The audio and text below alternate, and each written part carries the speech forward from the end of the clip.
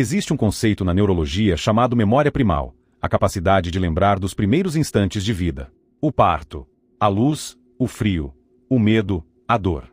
Logo depois, entra a amnésia infantil, o apagão biológico onde o cérebro se molda e esquecemos o início.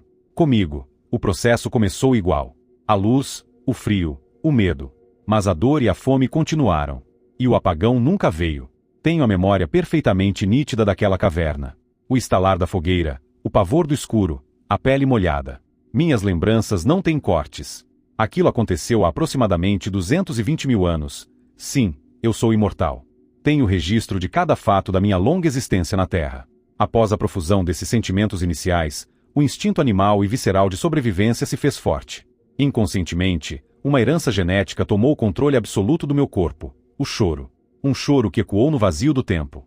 É exatamente assim que a minha história começa. Lembro de cada rosto daquele grupo primitivo. Não havia a estrutura de pai. Até hoje, não sei meu parentesco além de minha mãe. Éramos 3 casais, algumas crianças e 2 anciãos. Todos se cuidavam. Havia entre nós uma conexão rara de se ver hoje em dia. Cada vida ali era simplesmente vital para o todo. Lembro de cada nome. Guardo a memória fonética deles na mente. Não era um idioma estruturado, mas um dialeto rudimentar que se perdeu na escuridão dos milênios. Mesmo assim, sinto o significado profundo de cada palavra ecoar na minha alma. Eu crescia e aprendia rápido. Meu primeiro grande aprendizado foi controlar o instinto de chorar. Uma criança chorando, sobretudo à noite, era uma sentença de morte para o clã. A maior ameaça não vinha de garras ou dentes poderosos de feras. Vinha de iguais a nós. E de outros que eram como nós, mas diferentes e mortais. Hoje, vocês os conhecem como neandertais. Vivíamos em constante deslocamento, movidos pelo predador mais implacável de todos, a fome. A cada migração, o tempo mudava. Ficava cada vez mais frio. Havia caça escassa, raízes, frutos. E, claro, os outros. Creio que participei da primeira guerra entre espécies da história humana. Uma guerra por território. Queríamos os territórios neandertais. Aos poucos, muitos iguais a nós migraram para o norte, e todos eram atacados. Clãs rivais precisaram se unir em um só povo. Até quem antes nos predava se aliou a nós. Os outros, os neandertais, eram fisicamente muito mais fortes. Tinham armas semelhantes às nossas, mas tudo neles era voltado puramente para a caça. Faltava-lhes algo que nos sobrava: estratégia e a arte da guerra. Região por região, eles sumiam ou se misturavam conosco através do sangue. Hoje a ciência sabe que o Homo sapiens e o Neandertal se cruzaram. Sabemos que de 1 a 4% de nosso genoma em Neandertal, pareceu algo programado, nossas espécies se encontraram a nossa na infância e a deles em seu ápice. Mas havia um abismo entre nós. E região por região eles desapareciam, e nós os íamos substituindo.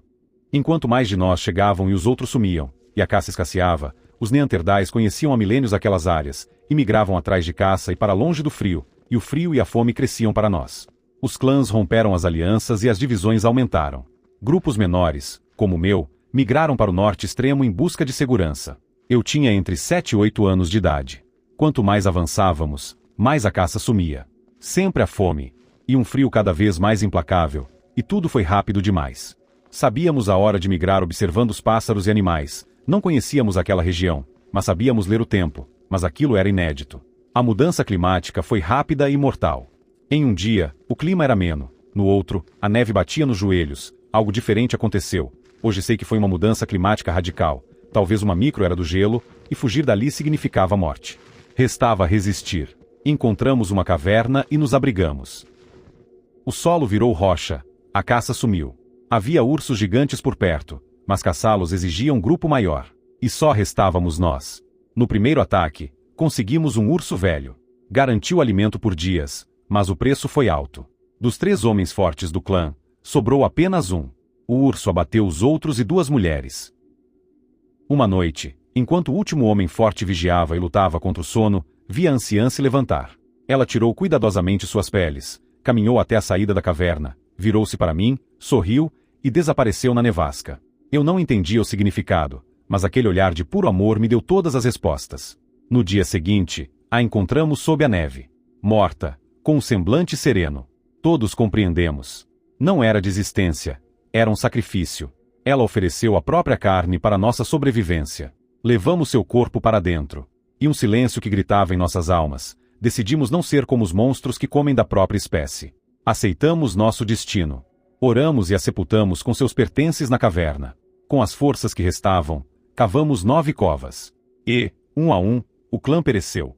Primeiro as crianças, depois o ancião, o homem forte e minha mãe. Restamos eu e uma mulher. Antes de partir, ela olhou nos meus olhos e disse: "Você veio das luzes."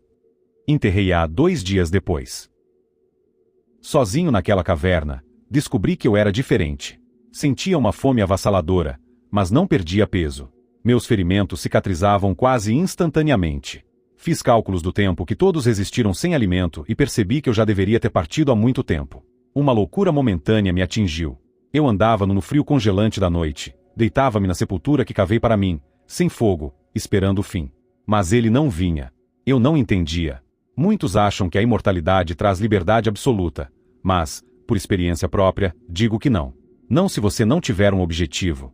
Meu único desejo era acabar com tudo aquilo. Eu queria ir para onde os meus foram. Até que, numa tarde de nevasca intensa, subi ao topo de um penhasco elevado e me joguei no vazio. Ao ouvir minha história, você já sabe o resultado. Não sei quanto tempo se passou após uma dor excruciante, mas quando abri os olhos, havia luzes. Eu ainda estava vivo. Eu me curei ali mesmo, no fundo daquele precipício.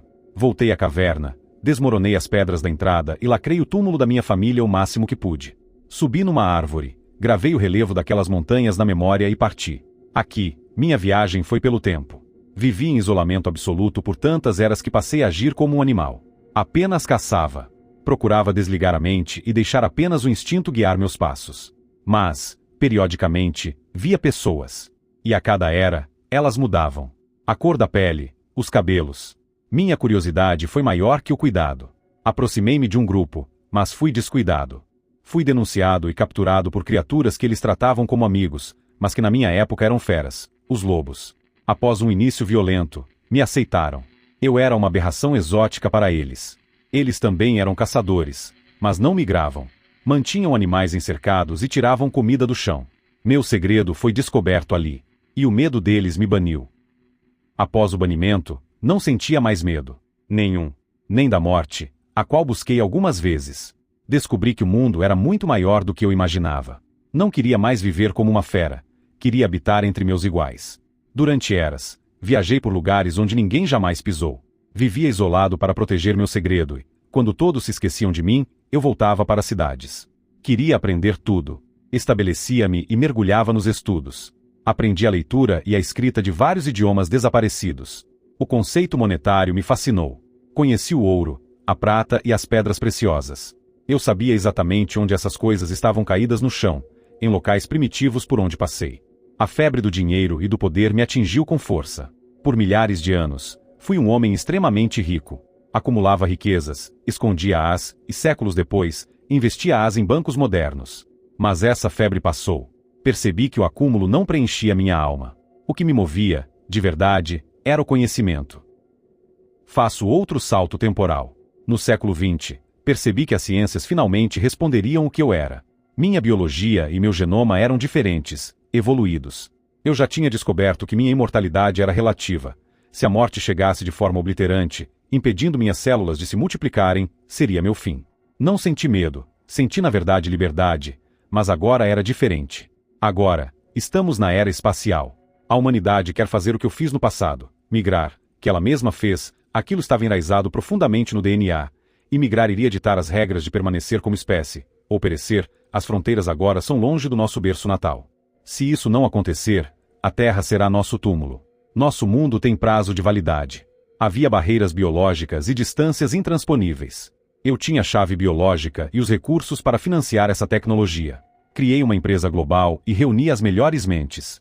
Fui cobaia tantas vezes que a comunidade científica não pôde me ignorar. O propósito era simples: o humano natural não herdará o espaço. Deve haver um Homo Stellaris, ou o Homem das Estrelas. Só assim nossa semente será plantada em outros mundos. Antes de entrar no hipersono experimental de 10 anos, o teste mais perigoso da minha vida, para a humanidade alcançar as vastidões do universo, ela precisaria do hipersono. E por fim eu queria uma última coisa, pois as possibilidades de não acordar mais eram enormes: voltar àquela caverna onde deixei minha família.